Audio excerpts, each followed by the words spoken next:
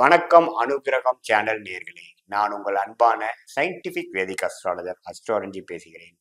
நல்லது நினைப்போம், நல்லதே நடக்கும்.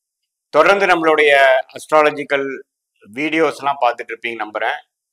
சயின்டிபிக் வேதிக் அஸ்ட்ராலஜி முறையில எப்படி நம்மளுடைய போன ஜென்ம பாவ புண்ணியங்கள் இந்த வாழ்க்கையில் இந்த ஜென்மத்தில் நம்ம வாழ்க்கையில் சாதகமான சம்பவங்களாகவும் சாதகமற்ற ஒரு சம்பவமாகவும் ஒரு வாழ்க்கை சூழலாகவும் எப்படி உருவெடுக்கிறதுங்கிறது, அதை துணை புரியுது, அதுக்கு துணை புரிய ஒளி தத்துவம் எப்படி துணை புரிகிறதுங்கிறது நம்ம துல்லியமா பார்த்து கொண்டிருக்கிறோம்.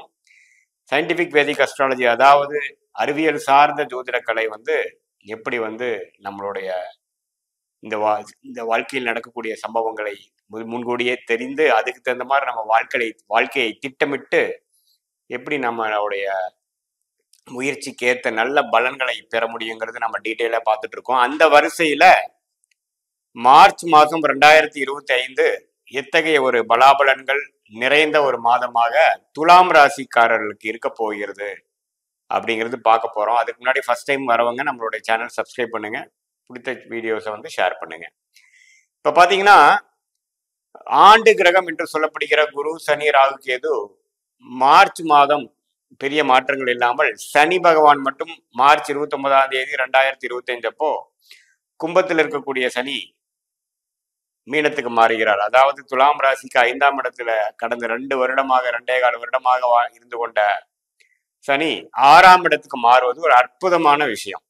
சனி 6ஆம் இடத்துக்கு போறது பாத்தீங்கன்னா, கடன், நோய், எதிரி, வம்பு வழக்கு, அது மாதிரி சில தொல்லைகளை, வாழ்க்கைக்கு தேவையில்லாத விஷயத்தை குறைத்து, ஏன்னா சனி எந்த இடத்துக்கு போறாரோ அந்த இடத்தை கெடுப்பார், குறைப்பார். அப்படிங்கிறப்ப 6ஆம் இடத்துக்கு போறது சிறப்பு. ஏன்னா 6ஆம் பாவம் அவ்வளவு ஒரு நல்ல ஒரு பாவம் இல்லை இல்லையா? ஸோ 6ஆம் வீட்டுக்கு போகக்கூடிய சனி ஒரு நல்ல ஒரு 2025 ஏப்ரல் மாதத்திலிருந்து 27 ஏப்ரல், மே, ஜூன் வரைக்கும் அந்த அடுத்த வரக்கூடிய 2.25 வருஷம் ஓரளவுக்கு நல்ல சாதகமான பலனை துலாம் ராசிக்காரர்களுக்கு கொடுக்கக்கூடிய அந்த காலகட்டத்துக்கு தேவையான கொஞ்சம் அடித்தளமான பேசிக்கான ஃபவுண்டேஷனான சில காலகட்டங்களாக இந்த மார்ச் மாதம் இருக்க போகிறது. ராசி அதிபதியா 6ஆம் இடத்துல உச்சம் பெறுகிறார்.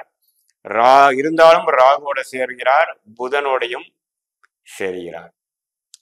ஸோ அப்படிங்கிறப்போ உச்சம் பெறுவது நல்லது. ராகுவோடு சேரும் பொழுது சில டிஸ்டர்பன்ஸு, சில விஷயங்கள், எதிர்பார்க்கக்கூடிய விஷயத்துல சில எமோஷன்ஸ், சில அதிகமான எதிர்பார்ப்புகள், அது மாதிரிலாம் கொஞ்சம் இருக்கும். கொஞ்சம் பக்குவமாக இருந்துக்கணுங்கிறது ஆலோசனை கொடுக்கப்படுகிறது. ஸோ அதே சமயத்துல 6ஆம் இடத்துல சுக்கிரன், புதன், அதே சூரியன் பார்த்தீங்கன்னா 5ஆம் இடத்திலே முதல் ஒரு 15 நாட்கள் ஃபர்ஸ்ட் ஆஃப் இருந்து 6ஆம் இடத்துக்கு சுக்கிரன், ராகு, புதனோட போய் சேருகிறார் செகண்ட் ஹாஃப்ல. ஸோ முழுக்க முழுக்க 4 கிரகம் 6ஆம் இடத்திலும், கேது 12ஆம் இடத்திலும், குரு அஷ்டமத்திலே நீடித்திருக்கிறார். ஸோ இத்தகைய ஒரு பலாபலங்கள் பார்த்தீங்கன்னா, கொஞ்சம் கடன் வாங்கி சில பிஸ்னஸ் பண்ணக்கூடிய அமைப்புகள் சில பேருக்கு கொடுக்கக்கூடிய வாய்ப்புகள் உண்டு. உடம்பு உபாதைகள் கொஞ்சம் ஆகக்கூடிய அமைப்புகள் இருக்கு. ஏன்னா லக்னாதிபதியே பாதிக்கப்படுறார், 6ஆம் இடம் வலுப்பெறுகிறது. ஸோ கடன், உடல்நிலை பிரச்சனைகள், அதே சமயத்தில் கொஞ்சம் தூரம் போகிறது, வம்பு வழக்குகள் கொஞ்சம் பார்த்து சில விஷயங்கள், தேவையில்லாத விஷயங்கள் நடக்கிறது அப்படிங்கிற மாதிரி சில டாக்குமெண்டேஷன், அது மாதிரி விஷயத்துல கொஞ்சம் கேர்ஃபுல்லாக இருக்கணும்.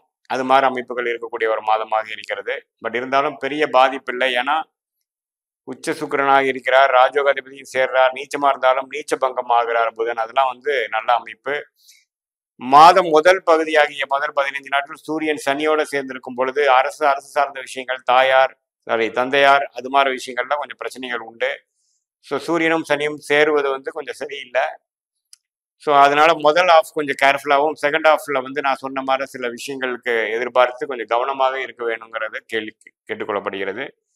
அதுக்கப்புறம் 25 ஏப்ரலுக்கு அப்புறம் பார்த்தீங்கன்னா எல்லாமே சாதகமான, சனி பயிற்சி சாதகம், சுக்கிர பயிற்சி, புதன் பயிற்சி எல்லாமே சாதகமான ஒரு பயிற்சியாக இருக்கிறதுனால இந்த மார்ச் மாதம் கொஞ்சம் உடம்பு விஷயங்கள், உடல்நிலை விஷயங்கள், கடன் விஷயங்கள், வம்பு வழக்கு விஷயங்கள் எல்லாத்துலேயுமே கொஞ்சம் ஜாக்கிரதையாக இருக்கக்கூடிய ஒரு காலகட்டமாக துலாம் ராசிக்காரர்களுக்கு இருக்கிறது. 9ஆம் வீட்டு அதிபதி, பாகிஸ்தான் அதிபதி 6ல் போய் நீச்சம் ஆவதனால அது ராகுவோட சேரும் பொழுது தகப்பனாருக்கு சில விஷயங்கள், பூர்வீகத்துல சில பிரச்சனைகள், அது மாதிரி சில விஷயங்கள் வரக்கூடலாம். சில ஜாதகத்துல அது மாதிரி ஒரு ஜாதக அமைப்பு இருக்கிறவங்க, அது மாதிரி ஒரு தசாபுக்திகள் போயிட்டு இருக்கிறவங்களுக்கு அது நடக்க வாய்ப்புகள் உண்டு. ஸோ பொதுவாக பார்த்தீங்கன்னா என்னதான் வந்து ஒரு 6ஆம் இடத்து சனிக்கு வேணுங்கிற ஃபவுண்டேஷன் சில விஷயங்கள் கொடுத்தாலும் சில விஷயங்கள் கொஞ்சம் கேர்ஃபுல்லாக பண்ணிக்கக்கூடிய அமைப்புகள் தேவைப்படுகிறது. மாணவர்கள் வந்து ஓரளவுக்கு நல்லா படிக்கக்கூடிய அமைப்புகள் இருந்தாலும் சம்டைம்ஸ் ஓவரா டென்ஷன் ஆகுறது, எக்ஸாம் ஃபியர்னால கொஞ்சம் பயப்படுறது, படிச்ச அளவுக்கு போய் ரீகலெக்ட் பண்ணி எழுத முடியாத ஒரு அமைப்பு. ஏன்னா புதன் ராகுவோட சம்மந்தப்படுகிறார்.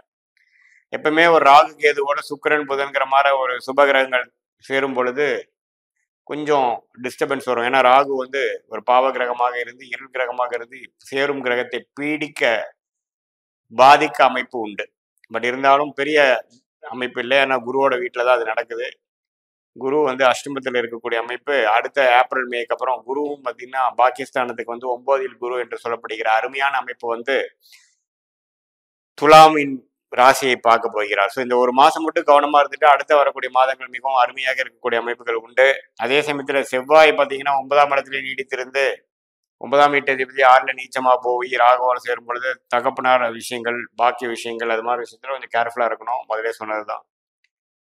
அதே சமயத்துல வீடு, வண்டி, வாகனம் விஷயத்துலயும் கேர்ஃபுல்லா இருக்கணும். வண்டி வந்து பார்த்துக்கணும், பழுதடைஞ்சா உடனே சரி பண்ணிக்கணும். ஏன்னா சுக்கிரனே வந்து ராகுவோட சம்மந்தப்படும் பொழுது வாகனக்காரகன் என்று சொல்லப்படுகிற சுக்கிரன், வீடுகாரகன் என்று சொல்லப்படுகிற சுக்கிரன் வந்து கொஞ்சம் பாதிப்புள்ளாகிறதுனால கொஞ்சம் பழுதடைந்த விஷயங்கள்லாம் கொஞ்சம் சரியா பார்த்து சர்வீஸ் பண்ணி வச்சுக்கக்கூடிய அமைப்பு இருக்கு. அதை வச்சு ஓட்டுனீங்கன்னா கொஞ்சம் வண்டியில வந்து சில பிரச்சனைகள் ஆகக்கூடியது, சேதாரங்கள் ஆகக்கூடியதெல்லாம் கொஞ்சம் வாய்ப்புகள் உண்டு. அது மாதிரி ஜாதக வாய்ப்பு இருக்கக்கூடிய துலாம் ராசிக்காரர்களுக்கு.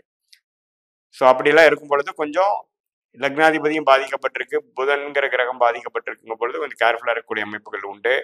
பட் எடுத்து எப்படிதான் இருந்தாலும் 29ஆம் தேதி ஆகக்கூடிய மார்ச் ஆகக்கூடிய அந்த சனி பயிற்சி அருமையான பயிற்சியாக துலாம் ராசிக்கு இருக்கிறதுனால இந்த மாதத்துக்கு அப்புறம் ஒரு அருமையான விஷயங்கள் நம்ம எதிர்பார்க்கலாம்.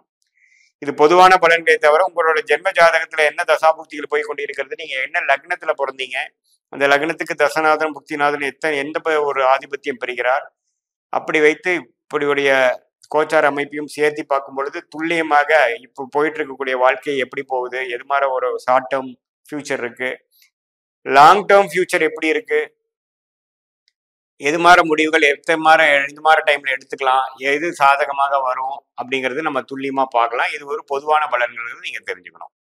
மீண்டும் மற்றொரு காணொலியில் சந்திப்போம். நன்றி, வணக்கம்.